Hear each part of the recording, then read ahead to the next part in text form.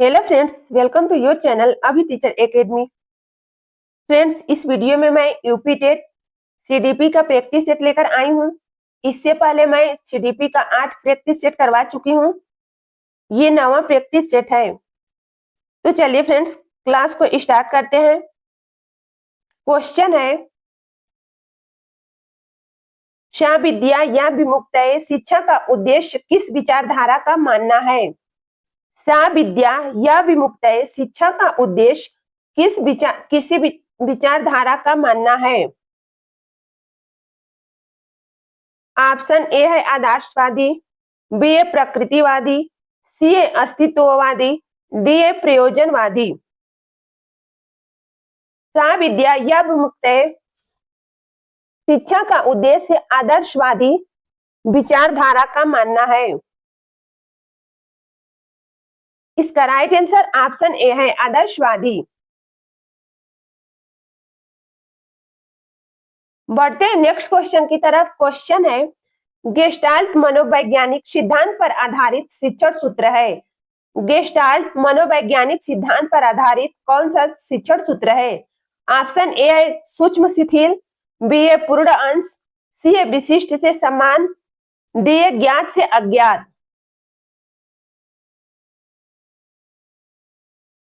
यहाँ पे फ्रेंड्स सामान्य होगा, विशिष्ट से सामान्य। गेस्टाल्ट मनोवैज्ञानिक सिद्धांत पर आधारित शिक्षण सूत्र पूर्ण से अंश की ओर है। इसका राइट आंसर ऑप्शन बी है, पूर्ण से अंश। नेक्स्ट क्वेश्चन है, सूक्ष्म शिक्षण पद्धति के जन्मदाता कौन है? सूक्ष्म शिक्षण पद्धति के जन्मदाता हैं। ऑप्शन ए है स्किनर, बी है रायबर्न, सी है विपासीके, डी है डी एलेन। सूक्ष्म शिक्षण पद्धति के जन्मदाता डी एलेन है। इसका राइट आंसर ऑप्शन डी है। नेक्स्ट क्वेश्चन है, शिक्षा एक त्रिध्रुवी प्रक्रिया है, यह कथन किसका है? शिक्षा एक त्रिध्रुवीय प्रक्रिया है, यह कथन किसका है? जॉन डीवी का, रेमंड का, एडम्स का, एंडरसन का। इसका राइट आंसर ऑप्शन ए है, जॉन डीवी। बढ़ते हैं नेक्स्ट क्वेश्चन की तरफ। क्वेश्चन है, पाठ प्रस्तावना कौशल का आधार बिंदु है। पाठ प्रस्तावना कौशल का आधार बिंदु क्या है?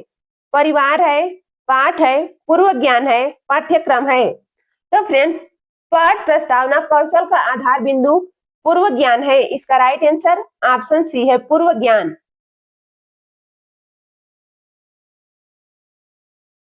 नेक्स्ट क्वेश्चन है, संप्रेषण शब्द की उत्पत्ति किस लैटिन भाषा से हुई है?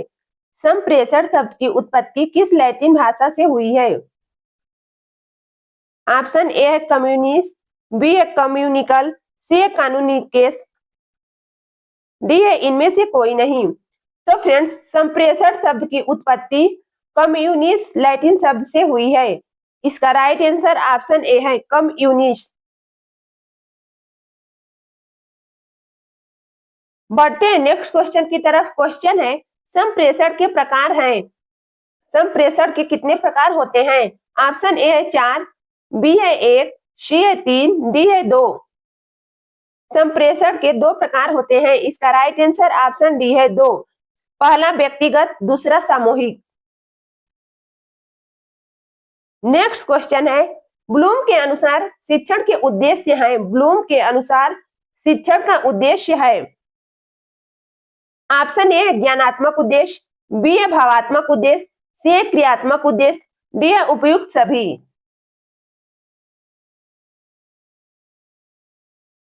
ब्लूम के अनुसार शिक्षण का उद्देश्य ज्ञानात्मक उद्देश्य, भावात्मक, क्रियात्मक, ये सभी उद्देश्य होता है। इसका राइट आंसर ऑप्शन डी है, उपयुक्त सभी।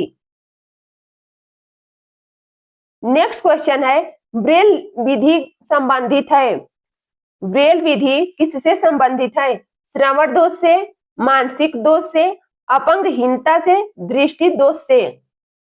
ब्रेल विधि दृष्टि दोष से संबंधित है। इसका राइट आंसर ऑप्शन डी है। बढ़ते हैं नेक्स्ट क्वेश्चन की तरफ। क्वेश्चन है, भारतीय पुनर्वास परिषद अधिनियम कब पारित हुआ था? भारतीय पुनर्वास परिषद अधिनियम कब पारित हुआ था? ऑप्शन ए है 1991 में, बी है 1992 में, सी है 1993 में, डी है 1995 में। तो फ्रेंड्स, भारतीय पुनर्वास परिषद अधिनियम 1992 में पारित हुआ था। इसका राइट आंसर ऑप्शन बी है 1992। बढ़ते हैं नेक्स्ट क्वेश्चन की तरफ। क्वेश्चन है, विशिष्ट शिक्षा के अंतर्गत कौन आता है? विशिष्ट शिक्षा के अंतर्गत कौन आता है? विकलांगता, रोगग्रस्तता, अक्षमता, उपयुक्त सभी। तो फ्रेंड्स, विशिष्ट शिक्षा के अंतर्गत ये सभी आते हैं, विकलांगता, रोगग्रस्तता, अक्षमता। इसका राइट आंसर ऑप्शन डी है, उपयुक्त सभी। नेक्स्ट क्वेश्चन है, सही दृष्टि कहलाती है, सही दृष्टि कहलाती है। ऑप्शन ए है 6/6, बी है 6/12, सी है 6/9, डी है 6/18। तो फ्रेंड्स, सही दृष्टि 6/6 कहलाती है। इसका राइट आंसर ऑप्शन ए है।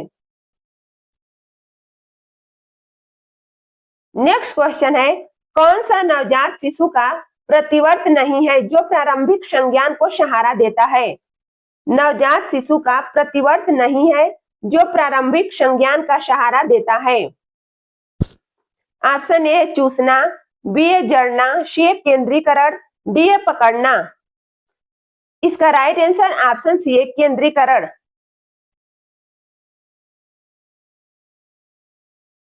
नेक्स्ट क्वेश्चन है, संज्ञानात्मक विकास मुख्यतः निम्न से संबंधित है। संज्ञानात्मक विकास मुख्यतः निम्न से संबंधित है। ऑप्शन ए है शारीरिक कौशल का विकास, बी है भावनाओं का विकास, सी है सोच और समस्या समाधान का व्यवस्थित विकास, डी है संवेदी अंगों का विकास। इसका राइट आंसर ऑप्शन सी है, सोच और समस्या समाधान का व्यवस्थित विकास। बढ़ते हैं नेक्स्ट क्वेश्चन की तरफ। क्वेश्चन है, संज्ञानात्मक विकास के बारे में कौन सा कथन सत्य है? संज्ञानात्मक विकास के बारे में कौन सा कथन सत्य है?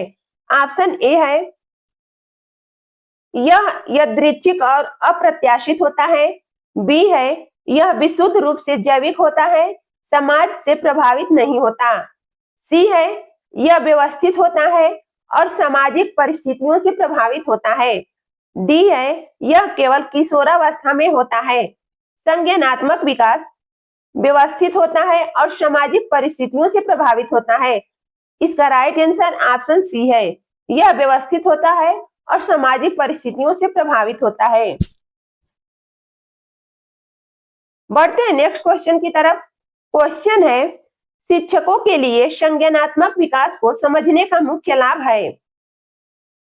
शिक्षकों के लिए संज्ञानात्मक विकास को समझने का मुख्य लाभ क्या है? ऑप्शन ए है छात्रों को सख्ती से ग्रेड देना, बी है बच्चों की सोच के अनुकूल विषय वस्तु और विधियां चुनना, डी है पाठ्यक्रम को कम करना, कक्षा में विविधता को नजरअंदाज करना। शिक्षकों के लिए संज्ञानात्मक विकास को समझने का मुख्य लाभ बच्चों की सोच के अनुकूल विषय वस्तु और विधियां चुनना है। इसका राइट आंसर ऑप्शन बी है।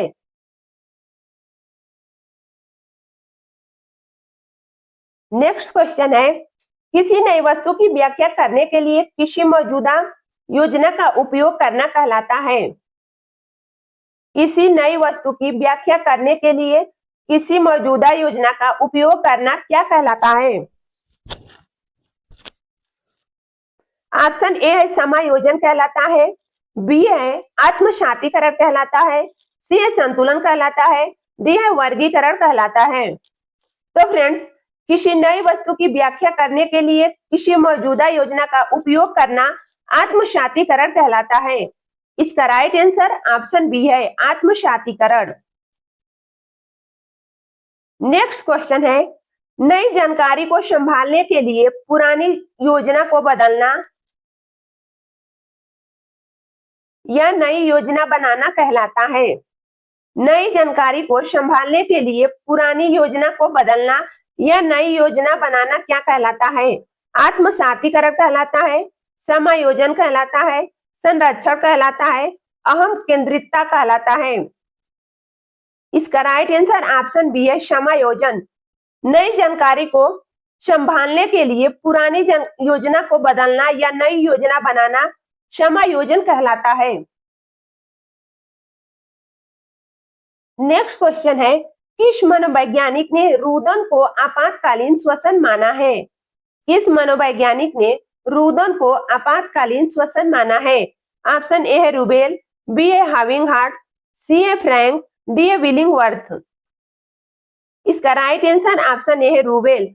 रूबेल मनोवैज्ञानिक ने रुदन को आपातकालीन श्वसन माना है। नेक्स्ट क्वेश्चन है, रॉबर्ट गैने के श्रृंखलाबद्ध अधिगम का तीसरा चरण किससे लिया गया है? रॉबर्ट गैने के श्रृंखलाबद्ध अधिगम का तीसरा चरण किससे लिया गया है? ऑप्शन ए है थॉर्नडाइक, बी है पालाव, सी है स्किनर, डी है बंडूरा। इसका राइट आंसर ऑप्शन सी है। रॉबर्ट गैने के श्रृंखलाबद्ध अधिगम का तीसरा चरण स्किनर से लिया गया है। बढ़ते हैं नेक्स्ट क्वेश्चन की तरफ। क्वेश्चन है, सार्वभौमिक व्याकरण संरचना किस सिद्धांत का शब्द है? सार्वभौमिक व्याकरण संरचना किस सिद्धांत का शब्द है? ऑप्शन ए चोम्स्की, बी है लीवबोर, सी है स्किनर, डी है बंडूरा। सार्वभौमिक व्याकरण संरचना चोम्स्की सिद्धांत का शब्द है। इसका right answer option A Chomsky. Next question है, डायट के कुल कितने विभाग हैं? डायट के कुल कितने विभाग हैं? ऑप्शन ए है 2, बी है 3, सी है 4, डी है 7। डायट के कुल 7 विभाग हैं। इसका राइट आंसर ऑप्शन डी है 7। नेक्स्ट क्वेश्चन है, सृजनात्मक एक मौलिक क्रिया है जो किसी भी प्रकार के कार्य में हो सकती है। यह परिभाषा किसने दी है? सृजनात्मक एक मौलिक क्रिया है जो किसी भी प्रकार के कार्य में हो सकती है। यह परिभाषा किस मनोवैज्ञानिक की है? ऑप्शन ए है रूस, बी है जेम्स ड्रेवर, सी है क्रो एंड क्रो, डी है स्किनर। सृजनात्मक एक मौलिक क्रिया है जो किसी भी प्रकार के कार्य में हो सकती है। यह परिभाषा रूस की है। इसका राइट आंसर ऑप्शन ए है रूस। नेक्स्ट क्वेश्चन है, हम कई बार अनजाने में सीख लेते हैं लेकिन पता जरूरत पड़ने पर चलता है। यह कौन सा अधिगम सिद्धांत है? हम कई बार अनजाने में सीख लेते हैं लेकिन पता जरूरत पड़ने पर चलता है। यह कौन सा अधिगम सिद्धांत है? ऑप्शन ए है उद्दीपक अनुक्रिया सिद्धांत, बी है अव्यक्त अधिगम सिद्धांत, सी है क्रिया प्रसूत सिद्धांत, डी है सामाजिक अधिगम सिद्धांत। इसका राइट आंसर ऑप्शन बी है अव्यक्त अधिगम सिद्धांत। नेक्स्ट क्वेश्चन है, निम्न में से कौन सा शिक्षक के बोध स्तर का चरण नहीं है? निम्न में से कौन सा शिक्षक के बोध स्तर का चरण नहीं है? ऑप्शन ए है खोज, बी है प्रस्तुतिकरण, सी है समावेशन, डी है अनुप्रयोग। इसका राइट आंसर ऑप्शन डी है अनुप्रयोग। अनुप्रयोग शिक्षक के बोध स्तर का चरण नहीं है।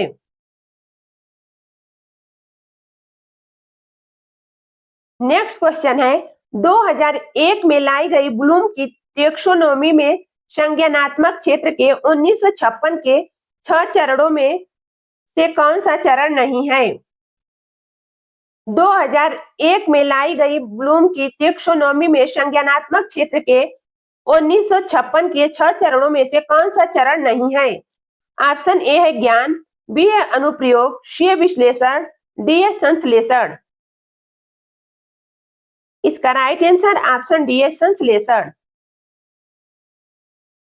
नेक्स्ट क्वेश्चन है, मस्तिष्क उद्वेलन विधि किसके विकास से जुड़ी है? मस्तिष्क उद्वेलन विधि किसके विकास से जुड़ी है? सृजनात्मकता, अधिगम, अभिप्रेरणा, बुद्धि। इसका राइट आंसर ऑप्शन ए है सृजनात्मकता से जुड़ी है। नेक्स्ट क्वेश्चन है, बुद्धि का समूह कारक सिद्धांत किसने दिया है? बुद्धि का समूह कारक सिद्धांत किसने दिया है? ऑप्शन ए है थॉमसन, बी है थॉर्नडाइक, सी है विलियम जेम्स, डी है थर्स्टन। तो फ्रेंड्स, बुद्धि का समूह कारक सिद्धांत थ्रस्टन ने दिया है। इसका राइट आंसर ऑप्शन डी है। नेक्स्ट क्वेश्चन है, काल एवं ब्रूस ने बाल्यावस्था को बताया है। काल एवं ब्रूस ने बाल्यावस्था को क्या कहा है? मिथ्या काल, जिज्ञासा काल, अनोखा काल, महत्वपूर्ण काल। तो काल एवं ब्रूस ने बाल्यावस्था को अनोखा काल कहा है। इसका राइट आंसर ऑप्शन सी है, अनोखा काल। आज के लिए इतना ही फ्रेंड्स, मिलते हैं नेक्स्ट वीडियो में। यूपी टेट प्रैक्टिस सेट के लिए चैनल को सब्सक्राइब करें। वीडियो अच्छी लगे तो लाइक करें, शेयर करें।